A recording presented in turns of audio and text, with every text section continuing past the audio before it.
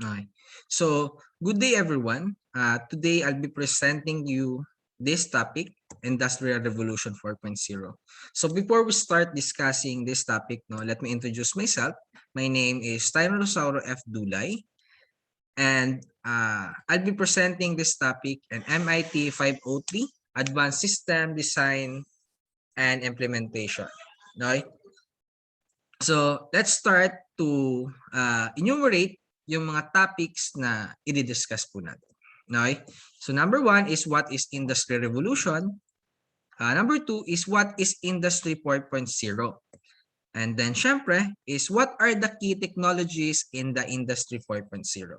Okay? So, let's talk about what is Industry 4.0.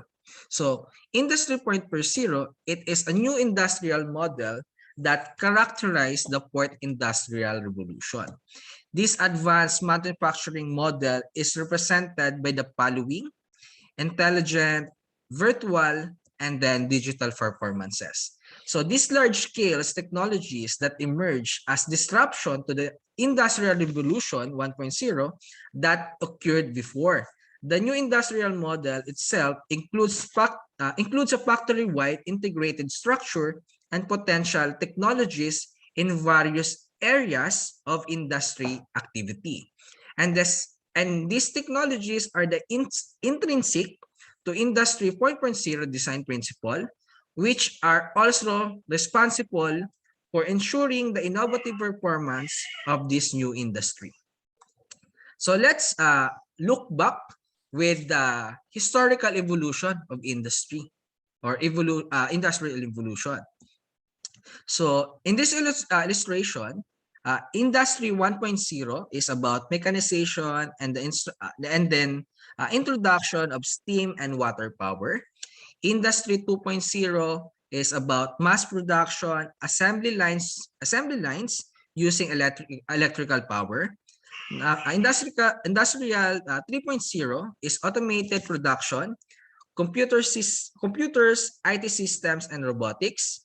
Industry 4.0 is the smart factory, autonomous systems, IoT, and then mga machine learnings. So, source.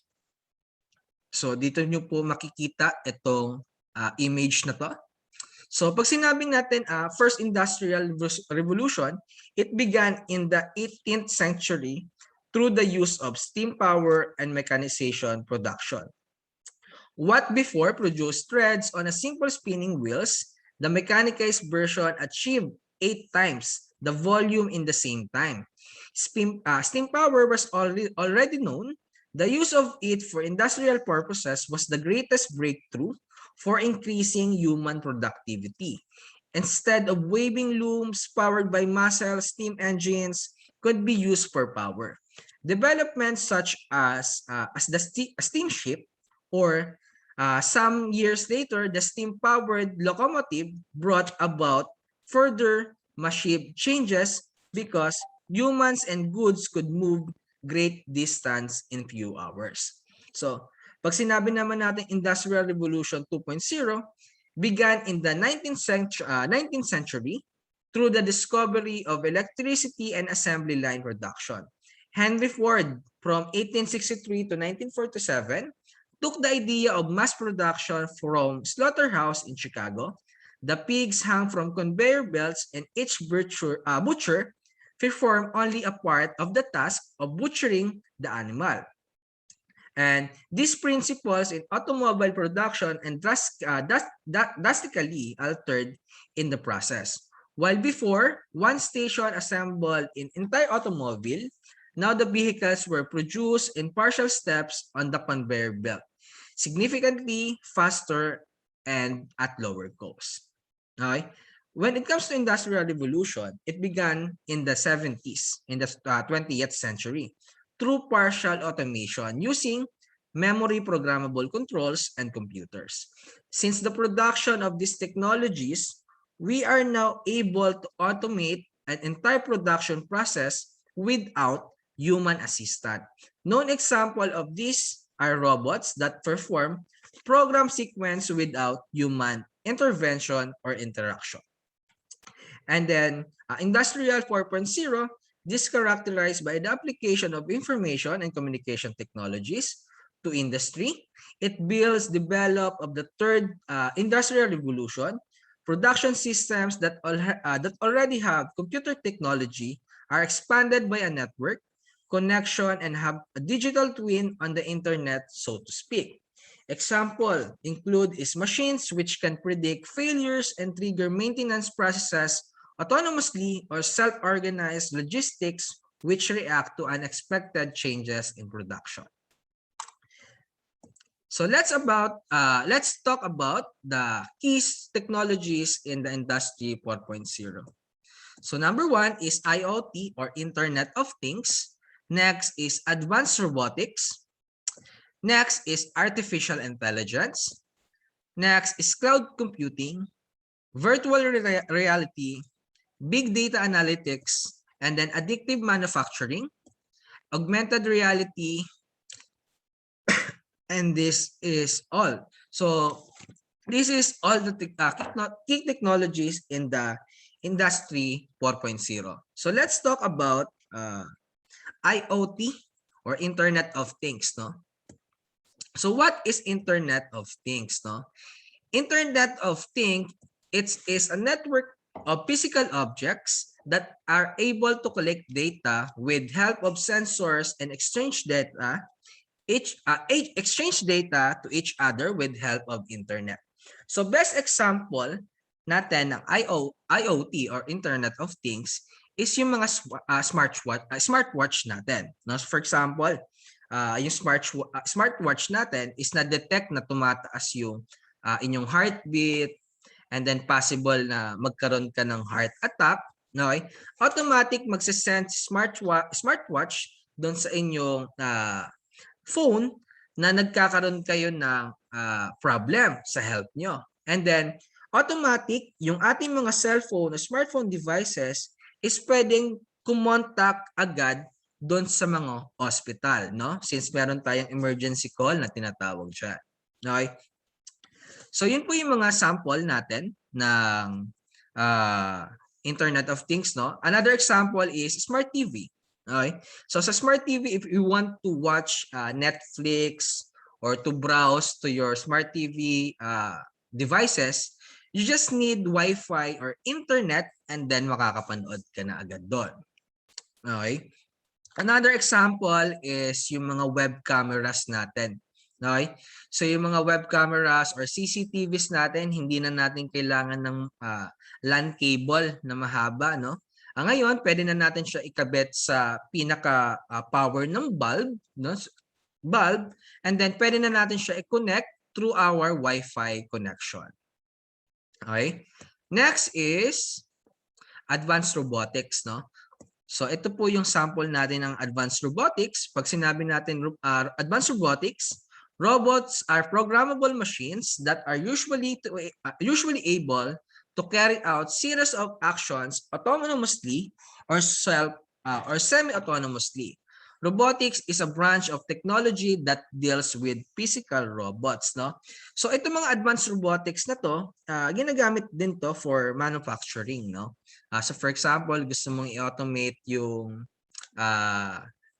irrigation mo sa farm, no? Hindi mo na kailangan magdilig doon, automatic yung system mo is magdidilig na para sa iyo.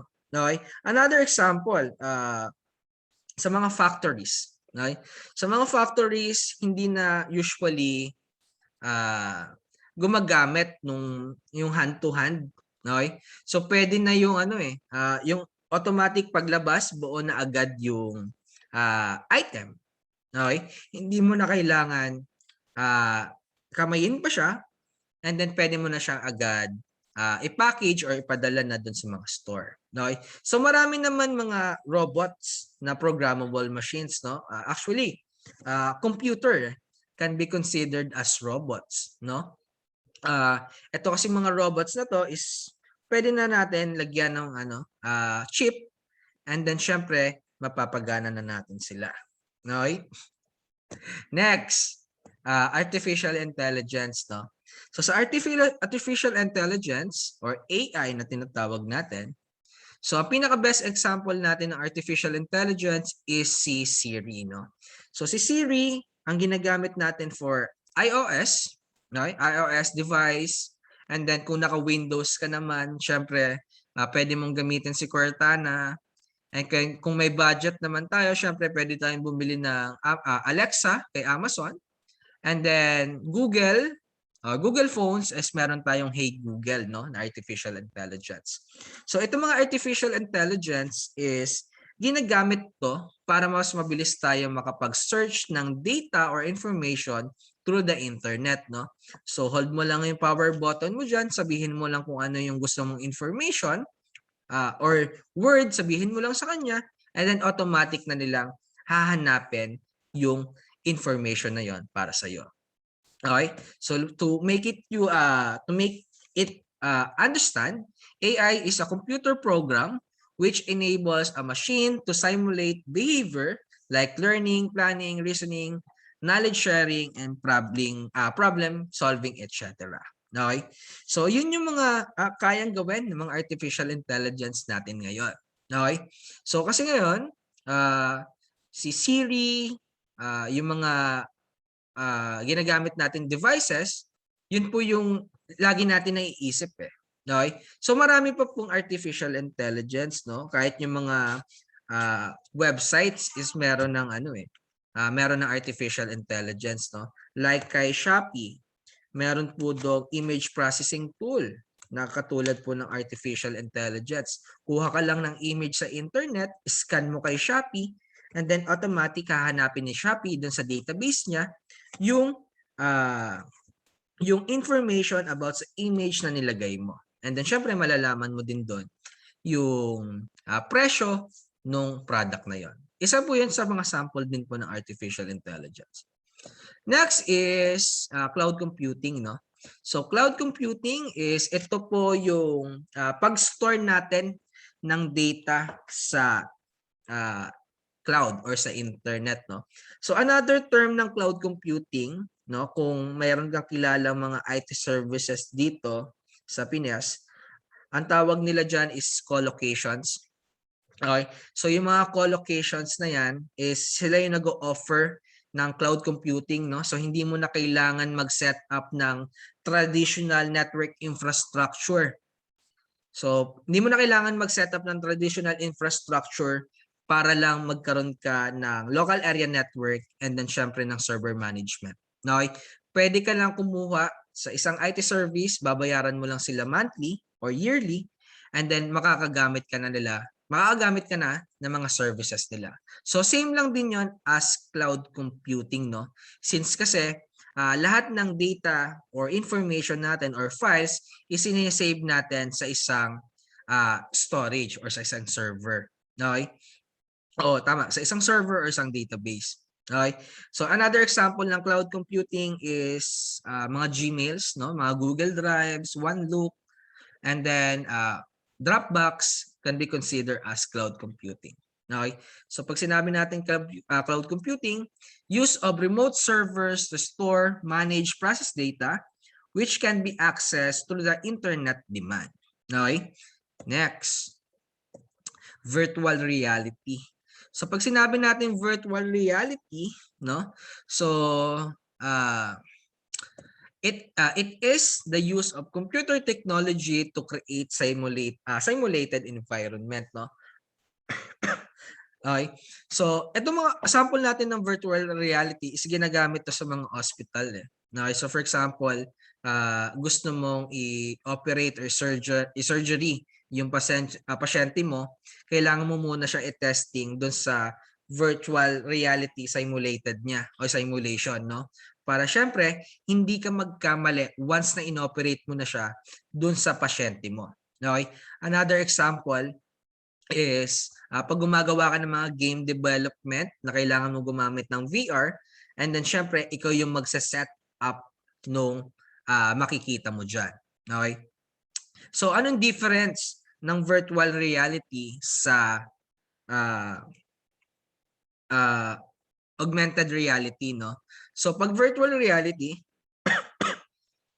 ikaw yung ikaw yung gumagawa ng mga simulated environment, And then ang augmented reality is naka-base doon sa makikita ng camera or lente ng inyong smartphone or computer. Okay? So, syempre, pag sabi natin virtual, hindi po yan totoo, pero sa augmented, actually pwede mo siyang iset up. Okay? Next is, dito nga, augmented reality, no? Pwede mong iset up yan. Kung makikita mo dito sa illustration, makikita mo yung ilang items yung remaining, peak 5, and then syempre yung mga locations like GPS and then Waze, no? Actually, augmented reality yun. Okay? AR is a computer-generated graphics on top of actual reality. Okay? Next natin is big data analytics, no? So pag sinabi natin big data analytics, it as a process of store and examine large volume of data from various sources and systematically extract useful information. So best example natin for big data analytics is Facebook. Since kasi si Facebook, meron silang server doon kung saan naka-store ang inyong data, no? Parang data warehousing yung tawag doon. Okay? So doon po lahat ini-store yung information natin, images, messages, and other information about sa'yo. And then once na kailangan natin yung data na yon, one click away lang is automatic makukuha na po natin agad doon sa platform na yan. Okay? So syempre, marami naman example pa ng big data analytics, no? Google can be considered as big data analytics, no? Since kasi maraming connected na websites sa kanya, no? Maraming connected na websites sa kanya, and then syempre mas madali mong makukuha yung mga information or sources doon sa kanyang platform. Next is addictive manufacturing, no? So pag sinabi natin addictive manufacturing is a computer-controlled processes that create three-dimensional objects by disposing materials, usually layers, and it's also known as 3D printers. Okay? So at itong addictive manufacturing, ito po yung gumagawa ng mga 3D designs natin, no? Para syempre sa paggagamitan po natin na na things. No? Next natin is, what are the benefits of Industry 4.0? So number 1 is productivity and efficiency. Number 2 is cost optimization, no? Then number 3 is new opportunities. Number 4 is customer satisfaction. And then syempre is yung safety ng ating company. So that's all. This is all the topics that I discussed about industry revolution. Thank you, and I hope you understand my discussion, and I'm willing to take any questions about my topic that I presented to you.